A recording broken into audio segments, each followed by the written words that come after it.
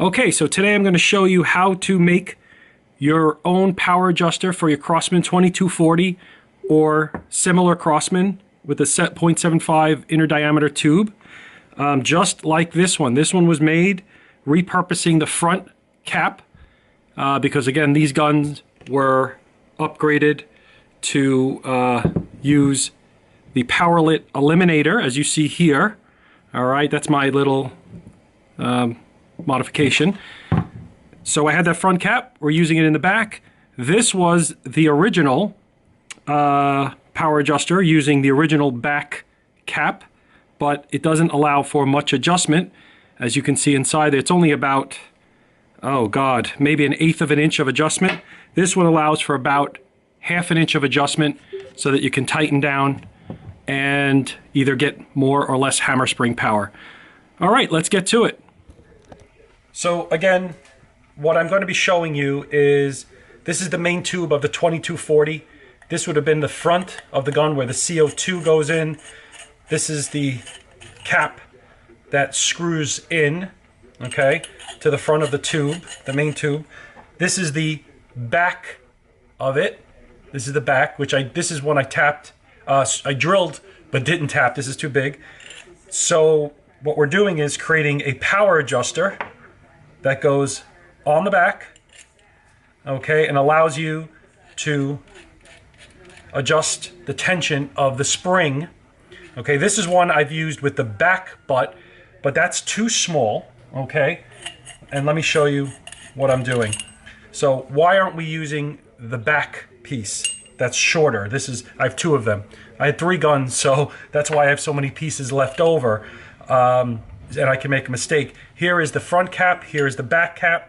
When you compare them side to side, you can see that the front cap has a lot more beef, and we need that in order to back the screw out, this screw, to back it out of the back so that the spring has somewhere to go.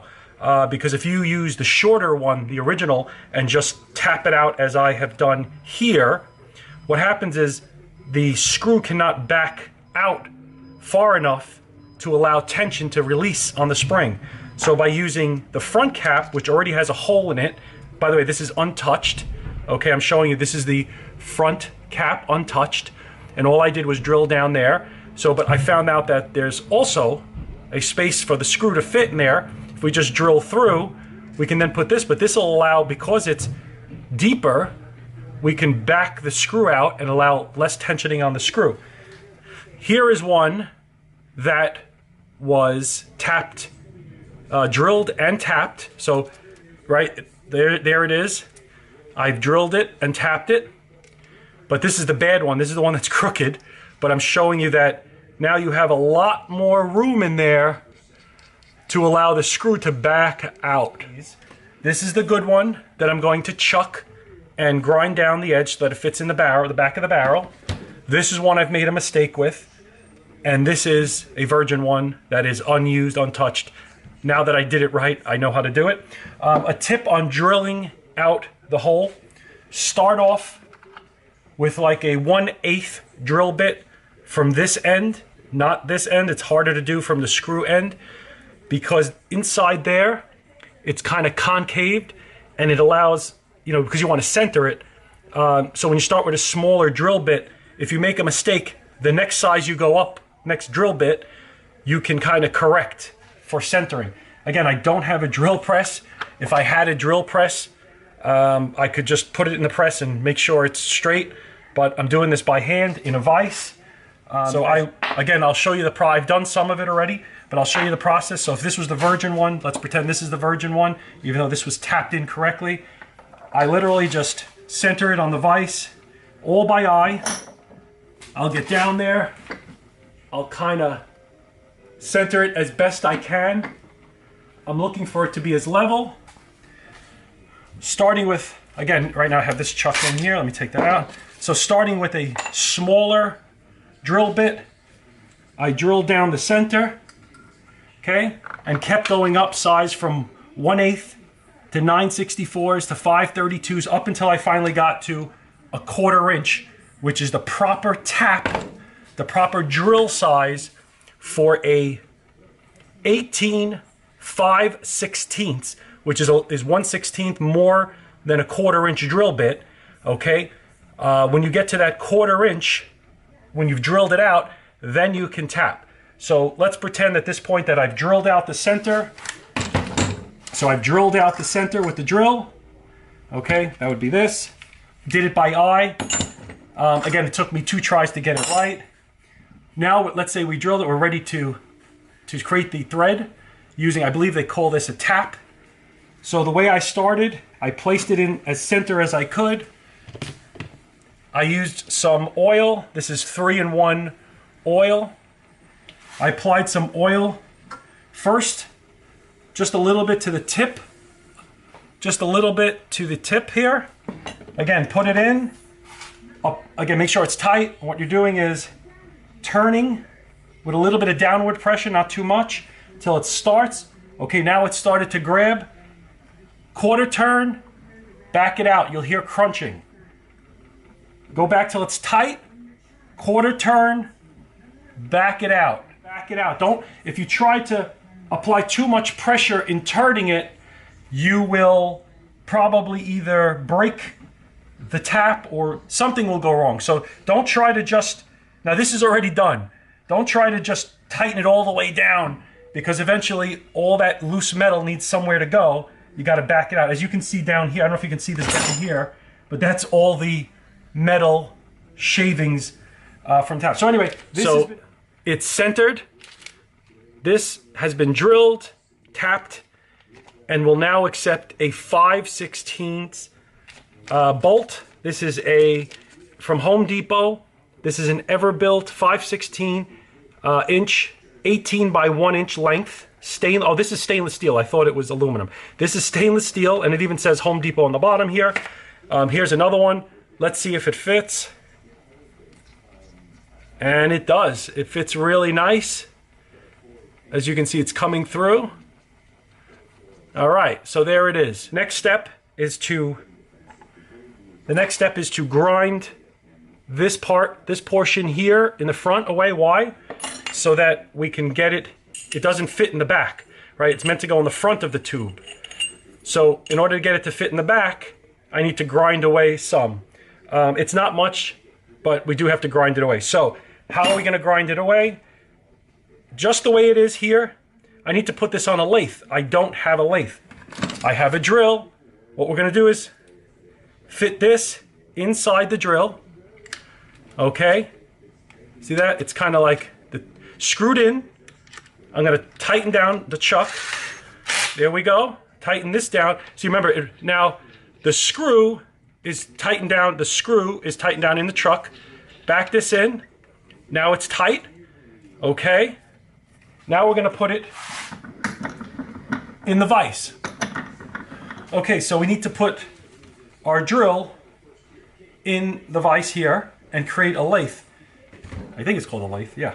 So I'm gonna use a shirt, an old shirt, to protect the drill. I've done this before, so because there's a little notch here, it fits perfectly. I notch it. Now be careful, don't tighten down your drill too much that you crush it. Just enough to hold it. You know, create a little bit of pressure, that's it. And there we go. We have a lathe. What I'm gonna be doing is using this grinding stone on a Dremel. I think it's called Dremel, however you say it. And as this is spinning, this will be spinning, and I'll be applying, you know, the grinder to the edge here, all by hand. I'll be holding it like this, grinding it. Again, wear eye protection. Definitely wear your eye protection. How are we gonna hold this down? There we go. Held down. Now I'm going to grind, start this up. It's gonna be a little noisy. And here we go, we're gonna start grinding.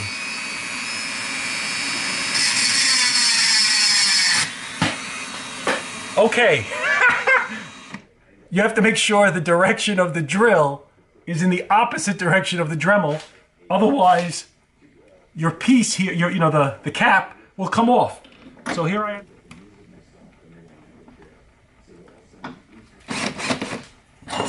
All right, now I've got it in the right direction.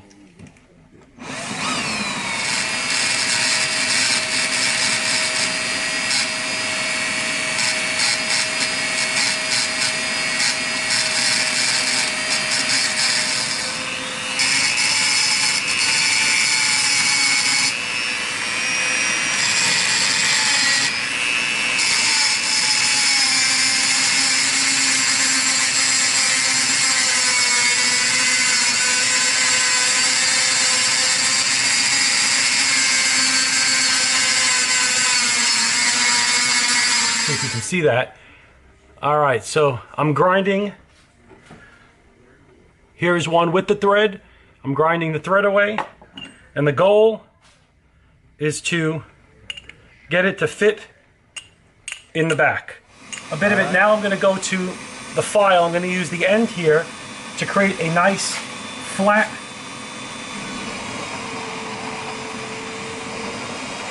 going back and forth to create a nice flat edge.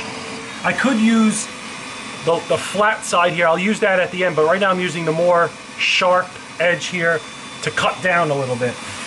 Okay. So the drill is spinning, and I'm applying this very, very, very delicately. And it's just like a lathe. There's the setup. So here I go.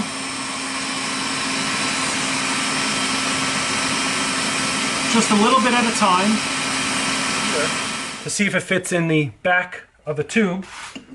Look at that. Almost. Just a little more grinding. That was pretty quick. I would say that was about 5-10 minutes. So I'm going to continue grinding, and as soon as I get this portion here, right here, down, it looks really nice, it's shiny, but I can tell the back is too thick, so I'm going to try to, by angling the file, I'll create a flat surface. All right, okay, so I have completed, let's see, I've completed this. Here it is, right here. And let's see how it fits. Perfect, just a little loose, but it's actually very, very good. Now that's going to allow me to tap 2 holes so that this becomes the new back of the 2240. So here it is. Here's my power adjuster. This part ground down quite a bit. Remember, it's going to it's going to replace the original back cap, which I've drilled in, with this, the front end. And there's my power adjuster. Now I'm left. All I have to do is drill the 2 holes, one here, so they can be accepted on the back. This is a 2240 tube. This is the back. See that? Fits nice, and that's the way it's going to fit inside the tube. Okay, so the last thing we have to do now is grind down the tip here so that it can accept the spring. This is a Crosman spring. This is a 0.30 outer diameter, which, by the way, as I back this down all the way out, let's back the screw out, and I drop this in, you'll notice it fits in there nice. So that's why we needed it to be so deep, so that the spring can go all the way back to here. You don't just want it to sit inside there, because what happens if you go too far, right? What'll happen is the spring will slip. As you see here, it'll just, slip off. So it's got to be held by a pin, and the pin we're going to create is on the main screw by grinding it down. Let's do that. Okay, so to do that, I'm going to take this screw and put it back on our drill/lathe. Okay. All right, so just as we did before, I'm going to chuck it down inside. Okay, pretty straight. There it is. So that's the screw is inside the chuck. Put it back in our vise, and the same process we did. So to create this by grinding down, so to grind down the threads to make this fit in the back, we're going to do the same thing on the end of the screw. I'm going to get started with that, and I'm going to use the same Dremel, grind down the tip.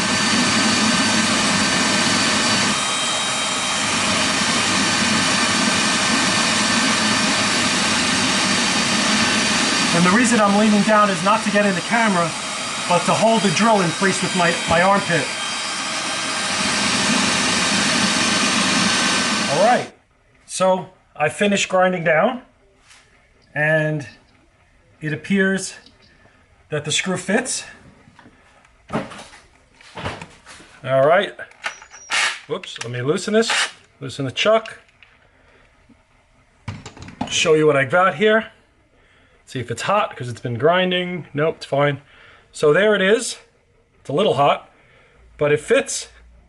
Okay, nice and smooth. Nice and smooth. This goes in the back, and it fits nice. Here it comes. I got dust all over the place, but here we go. Here it comes out the front, and that will accept the spring, and it fits inside. Nice. There we go. Now, all of that goes inside the tube. So there's your power adjuster. All that's left to do is drill a hole on the bottom and the top so that, you know, it can be screwed down on the tube, and we're done. There's your power adjuster. Not hard, my friends. Again, all you need is a drill, a file, the front cap